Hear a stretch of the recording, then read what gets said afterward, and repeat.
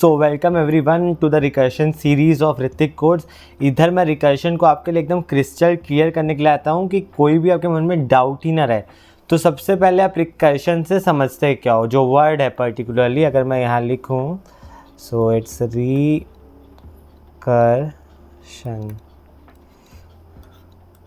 So English में इसका मतलब है किसी चीज़ का रिकर्स करना, मतलब बार बार कॉल होना या रिपीट होना। Recursion is something close to repetition. तो अपन ये समझ गए कि कोई चीज़ रिपीट होने वाली है। अब कंप्यूटर साइंस से इसका क्या रिलेशन है, रिकर्शन का क्या रिलेशन है, वो समझने से पहले हम कुछ बेसिक डेफिनेशन समझेंगे। सबसे पहले हम समझेंगे कि एक फंक्शन क्या होता है। सो फंक्शन इज समथिंग जहाँ पे आप पैरामीटर्स पास करते हो, वो आपको कोई वैल्यू रिटर्न करता है, ठीक है। इसमें हम लोग जैसे अगर मैं ले लूँ कि रिकर्शन को फॉरवर्ड लाइक किसको ले लूँ, सॉल्व, तो यहाँ पे मैं इसका रिटर्न टाइप स्पेसिफाई करता हूँ, सपोज इंट, और जैसे सॉल्व, और यहाँ पे इसके सारे पैरामीटर्स रहेंगे, राइट। सो इसका बेसिक फॉर्मेट क्या है, ये बताता है कि ये फंक्शन क्या रिटर्न करने वाला है, मतलब किस टाइप का। यहाँ पे इंट है, मतलब ये फंक्शन सॉल्व होने के बाद एक इंटीजर रिटर्न करेगा। वैसे ही कैरेक्टर हो सकता है, या और कुछ नहीं रिटर्न कर रहा है तो वहाँ हम वॉइड लिखते हैं। ये बेसिक डेफिनेशन है, इसमें हम ज़्यादा डीप नहीं जाएंगे। और यहाँ अंदर जो आप पास करते हो फंक्शन को, ये जो इसको बोलते हैं अपन पैरामीटर्स या आर्ग्यूमेंट्स, ये सब जो हैं पैरामीटर्स और आर्ग्यूमेंट्स, राइट। तो ये आपको समझ आएगा, ये फंक्शन होता है। अब इसमें आते हैं अपन इसका रिटर्न टाइप, जो मैंने बोला रिटर्न टाइप। तो रिटर्न कैसे करता है कोई भी फंक्शन। सो होता क्या है, जैसे समझो ये फंक्शन है, सॉल्व को ही लेते हैं अपन। यहाँ पे है इंट सॉल्व, ठीक है। ये फंक्शन की बॉडी है हमारी, ये फंक्शन इसके बीच में लिखाता है। तो ये फंक्शन तुरंत वहीं पे ख़त्म हो जाता है जहाँ पे मैं ये स्टेटमेंट यूज़ करता हूँ। स्टेटमेंट का नाम क्या है, return. Return is a statement जो एक फंक्शन में यूज़ होता है और वो एक स्पेसिफिक वैल्यू रिटर्न करता है। तो रिटर्न के बाद के जितने स्टेटमेंट होंगे वो एग्जीक्यूट नहीं होते हैं, वहीं पे वो फंक्शन खत्म हो जाता है, और मतलब उसका स्कोप वहीं पे खत्म हो जाता है। तो return statement is like a jump statement, उसके बाद का कुछ भी एग्जीक्यूट कभी नहीं होगा। ये बात को एकदम दिमाग में रखनी है अपने को, ठीक है। तो मान लीजिए इंट है, तो ये कोई इंटीजर रिटर्न करेगा, मान लो कोई नंबर कर रहा है लाइक रिटर्न 5। तो इसके बाद के जितने भी स्टेटमेंट्स होंगे ये सब कभी भी एग्जीक्यूट नहीं होंगे, राइट। क्योंकि अगर ये वाला रिटर्न वाला स्टेटमेंट एग्जीक्यूट हो, उसके बाद का कुछ भी एग्जीक्यूट नहीं होगा। ये बात को हमेशा दिमाग में रखना। अब तीसरी चीज़ अपन आएंगे आगे बढ़ने में, अपन आएंगे स्टैक के बारे में, ठीक है। स्टैक, सो स्टैक जिनको नहीं पता, ये एक ऐसा है, ये लास्ट इन फर्स्ट आउट वाला एक डेटा स्ट्रक्चर है। ये क्या होता है, ऐसा दिखता है, नॉर्मल है, कुछ नहीं है। जैसे मान लो ये अपना स्टैक है, इसके ऐसे खंड बने रहते हैं, जैसे 1 2 3 4 5 कितने हो गए, 6 हो गए। तो मान लो यहाँ पे एक एलिमेंट है, स्टैक ऐसा दिखता है, यहाँ पे एक एलिमेंट है, यहाँ पे एक एलिमेंट है, यहाँ पे एक एलिमेंट है। तो अब कोई नया एलिमेंट जब इसमें आता है ना, तो वो क्या होता है, यहाँ पीछे ना जाके, उसको सबसे पीछे जाना चाहिए, लेकिन क्या होता है वो पीछे नहीं जाता है और सबसे ऊपर जाता है, राइट। सबसे ऊपर से जाता है जो न्यू एलिमेंट है, न्यू एलिमेंट ये एकदम टॉप पे स्टोर होता है। जो स्टैक का अपन बात कर रहे हैं, न्यू एलिमेंट हमेशा टॉप पे जाता है, राइट।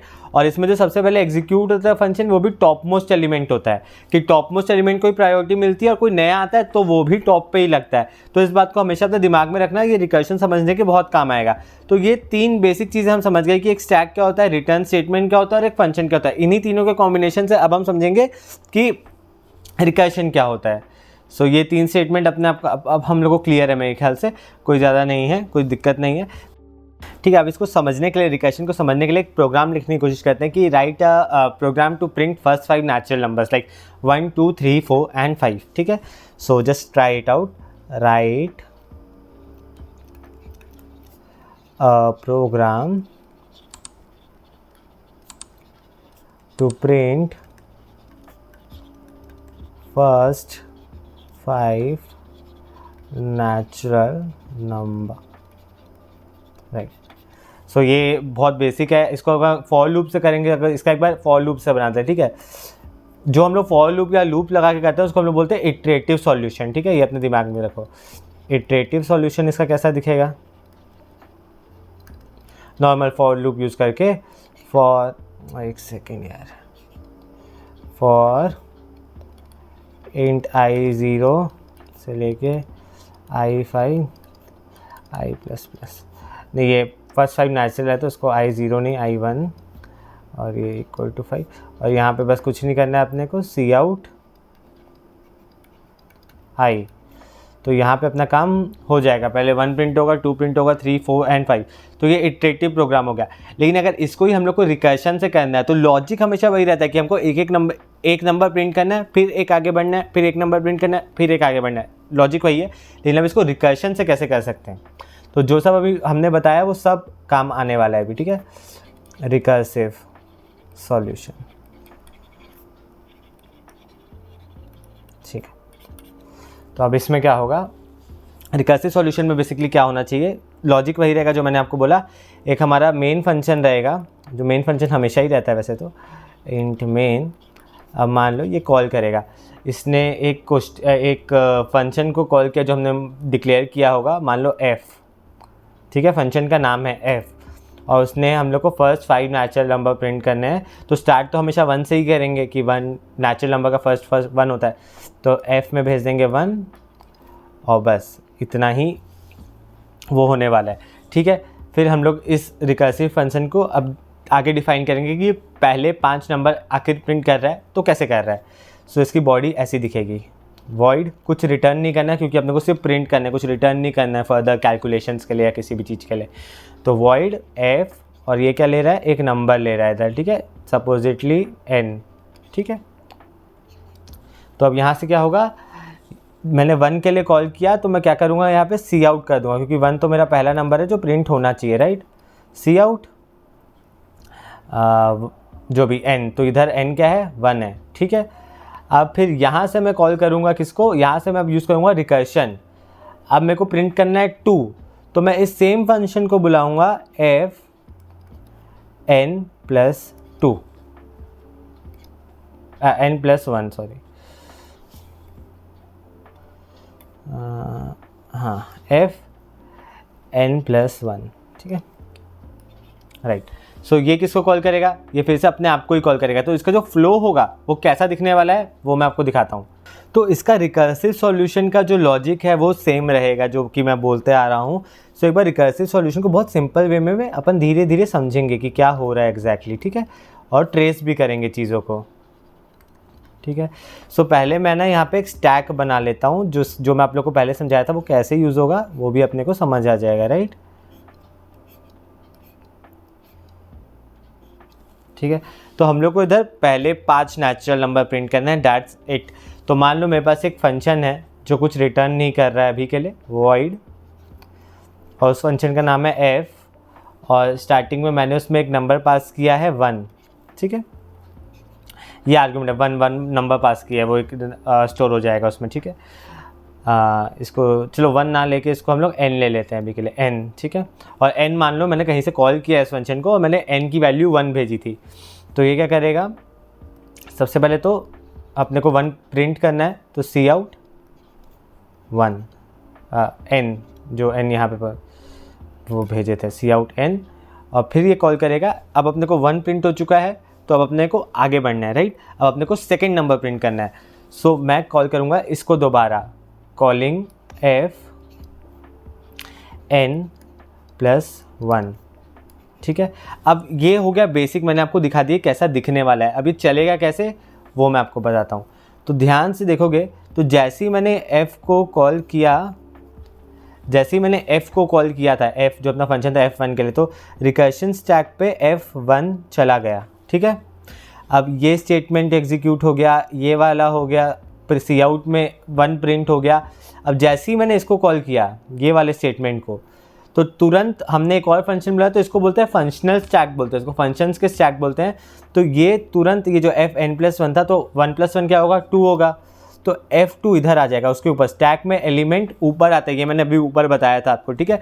तो इसका एग्जीक्यूशन एक बार के लिए जहाँ था वहाँ पे रुक जाएगा, जैसे इस पॉइंट पे रुक जाएगा, और सीधा अपन चले जाएंगे f2 पे, मतलब यहाँ से कंट्रोल सीधा अपना चला जाएगा किसके पास, void f n।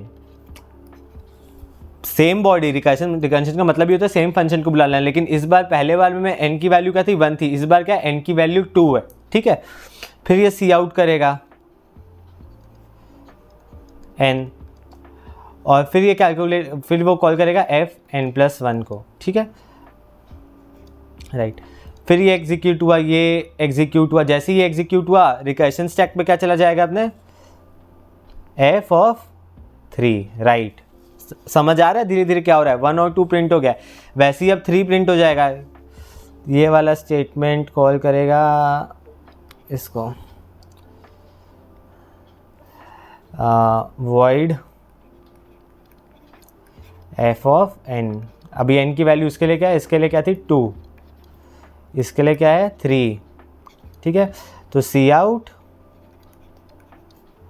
n, ठीक है, और f(n+1), बॉडी सेम रहेगी, ठीक है। अब ये फिर अब तो आपको अंडरस्टूड ही होगा, अब यहाँ पे क्या चला जाएगा f(4) चला जाएगा, ठीक है। और ये किसको कॉल करेगा void f(4) को, राइट, मतलब n इधर है, n की वैल्यू क्या है 4 है, ठीक है ऐसे। तो ये सो ऑन, ये चीज़ अब चलते रहेगी। लेकिन अब एक प्रॉब्लम इसमें आपने नोटिस की होगी, राइट, कि ऐसे तो भैया हम लोग को तो सिर्फ पहले 5 प्रिंट करने हैं, लेकिन ये तो हमेशा चलता ही रहेगा, पहले 4, 5, 6, 7, 8, 9, 10 so on. So recursion stack में वैल्यूज़ ऊपर आती रहेगी। तो क्या होता है, इसको हम लोग बोलते हैं इनफाइनाइट उसमें फंसना, और इसमें आपको एक एरर आता होगा जब इस केस को अपन हैंडल नहीं करते हैं, तो उसको बोलते हैं स्टैक ओवरफ्लो एरर।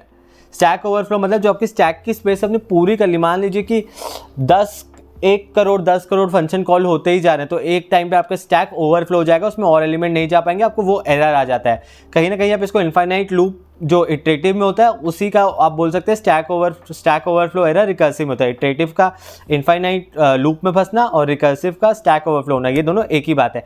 तो अब इस चीज़ से बचे कैसे, तो इस चीज़ से बचते हैं यार, क्योंकि अपने को क्योंकि अपने को क्वेश्चन में ही पता था कि हम लोग को सिर्फ 5 प्रिंट करने हैं, तो हमारी बॉडी ऐसी ना दिख के इस कंडीशन से बचने के लिए एक ट्रिक यूज़ करेंगे अपन छोटी सी, ठीक है। सेम फंक्शन void f, और यहाँ पे एक नंबर ले रहा है n। अब देखो अपने को एक चीज़ पता है कि अपने को सिर्फ 5 तक प्रिंट करना है, लाइक n की वैल्यू जब 5 है तब तक आप प्रिंट करो, जैसे ही n की वैल्यू 6 हुई रुक जाओ, मत करो प्रिंट। तो मैं अगर यहाँ ये लिख दूँ कि if n equal to 6 then return, ठीक है। अदरवाइज अगर ये नहीं है, देखो एल्स नहीं लिखूंगा मैं, क्यों नहीं लिखूंगा, क्योंकि मैंने आपको बताया था जैसे ही मैं रिटर्न बोलता हूँ तो बात खत्म हो जाती है, अब आगे के कोई स्टेटमेंट एग्जीक्यूट नहीं होंगे, ये इस पॉप हो जाएगा स्टैक से।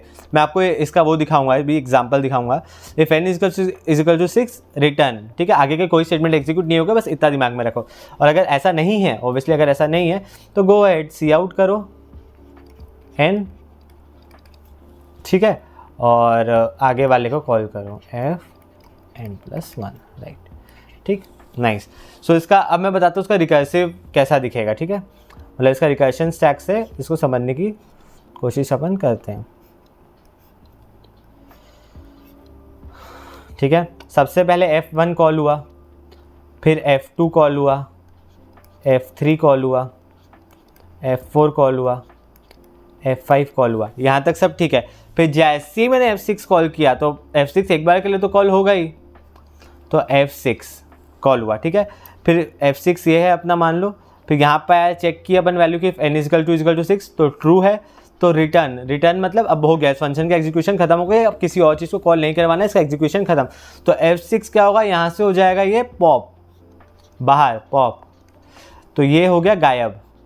अब वापस अपन चले जाएंगे F5 के पास, F5 का भी एग्जीक्यूशन खत्म हो जाएगा उसने, क्योंकि F5 में आप देखोगे कि ये वाला स्टेटमेंट एग्जीक्यूट होने के बाद कोई स्टेटमेंट है ही नहीं, तो बस उसका भी एग्जीक्यूशन खत्म, स्कोप खत्म, ये पॉप। फिर वैसे ही F4 के लिए पॉप, F3 के लिए पॉप, F2 के लिए पॉप और F1 के लिए पॉप। फाइनली आपका स्टैक खाली हो जाएगा और आप जो चाह रहे थे कि 5 नंबर प्रिंट हो वो भी हो जाएंगे। तो रिकर्शन के भी कुछ बेसिक फंडे थे जो हमेशा यही रहेंगे, चाहे कितना कॉम्प्लेक्स क्वेश्चन हो, ये सब चीज़ें, ये रूल्स हमेशा फॉलो होंगे, तो इसको अपने दिमाग में हमेशा रखना, ये बेसिक चीज़ें कैसे वर्क करते हैं। अब मैं आपको इसके अगले वीडियो में दिखाऊंगा कि रिवर्स ऑर्डर में प्रिंट कर दूंगा और सिर्फ 2 स्टेटमेंट को आपस में बदलूंगा और रिवर्स में प्रिंट हो जाएगा, और आगे और अपन बात करते रहेंगे, क्वेश्चंस बनाएंगे इसके।